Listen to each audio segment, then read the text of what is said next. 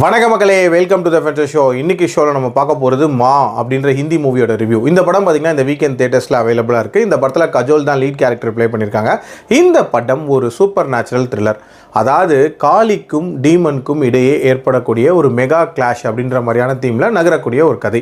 இந்த படத்தோட ஸ்டார்டிங்லேயே சந்திராப்பூர் அப்படின்ற ஒரு ஊரை காட்டுறாங்க. கிட்டத்தட்ட 40 வருஷங்களுக்கு முன்னாடி நடக்கிற மாதிரியான ஒரு கதை மாதிரி காட்டுறாங்க. அந்த டைமில் அங்கே இருக்கக்கூடிய ஜமீன்தாருக்கு 2 குழந்தைகள் பிறக்குது. அதில் ஒரு ஆண் குழந்தை அண்ட் இன்னொன்று பெண் குழந்தை. ஆண் குழந்தையை அவங்க வச்சுக்கிட்டு பெண் குழந்தையை நரபலி கொடுக்கலாம் அப்படின்ற மாதிரி முடிவு பண்ணுறாங்க. அந்த பலி அப்படின்றதுமே ஒரு ஆலமரத்துக்கு முன்னாடி வச்சு நடக்குது. இது நடந்து 40 வருஷங்களுக்கு அப்புறமேட்டு, அதாவது பிரசன்ட்ல நம்ம ஜமீன்தாரோட மகனை காட்டுறாங்க.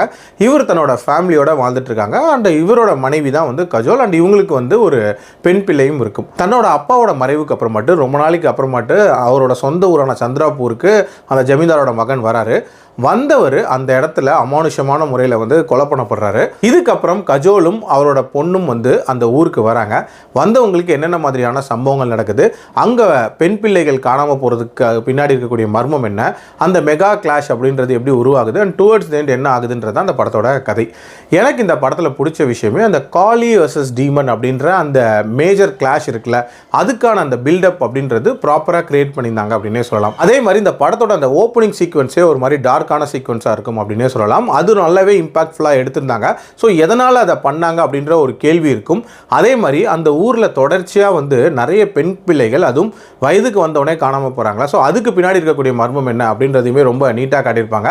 இந்த மர்மங்களுக்கு பின்னாடி ஒரு பேட்ரியார்கியல் விஷயம் ஒன்று ஒளிஞ்சிருக்கும் அப்படின்றதையுமே ரொம்ப சூப்பராக லிங்க் பண்ணியிருந்தாங்க அப்படின்னே சொல்லலாம். அதே பார்த்தீங்கன்னா ஒரு நீட்டான கதை தான். பட் இதை நகர்த்துறதுக்கு இவங்க பயன்படுத்தின சிஜியாக இருக்கட்டும் அண்ட் ஹாரர் ஜென்ரேஷனாக இருக்கட்டும் ரொம்ப சுமாராக இருந்துச்சு அப்படின்னே சொல்லலாம். பெருசாக எந்த இடத்துலையுமே பயம் அப்படின்ற மாதிரியுமே இல்லை. அண்ட் ரொம்ப இன்ட்ரெஸ்டிங்காகவுமே போல அப்படின்னே சொல்லலாம். அண்ட் அந்த ஸ்பிரிச்சுவல் திங் அப்படின்றதுமே ஒரு மாதிரி ஃபோர்ஸ்ஃபுல்லாக இன்க்ளூட் பண்ண மாதிரி தான் இருந்துச்சு. ஒரு மாதிரி கதையோட நேச்சுரலாக பிளெண்ட் ஆகலை அப்படின்னே சொல்லுவேன். ரீசெண்ட் டைம்ஸில் ஹிந்தியில் இந்த மாதிரியான ஒரு ஃபேண்டசி கலந்த ஹாரர் மூவிஸ் வருதுல்ல, கிட்டத்தட்ட அந்த மாதிரியான ஸ்டைலில் எடுக்கப்பட்ட ஒரு படமாக தான் இருந்துச்சு. மற்றபடி புதுமை அப்படின்றதெல்லாம் பெருசாக இல்லவே இல்லை. டைம் பாஸுக்கு வேணால் ஒன்ஸ் ட்ரை பண்ணி பார்க்கலாம். என்னோட ரேட்டிங் இந்த படத்துக்கு 2.6 out of 5. அடல் கண்டென்ட்லாம் பெருசாக இல்லை, தாராளமாக பார்க்கலாம். மீண்டும் அடுத்த விமர்சனத்தில் சந்திக்கிறேன். நன்றி, வணக்கம்.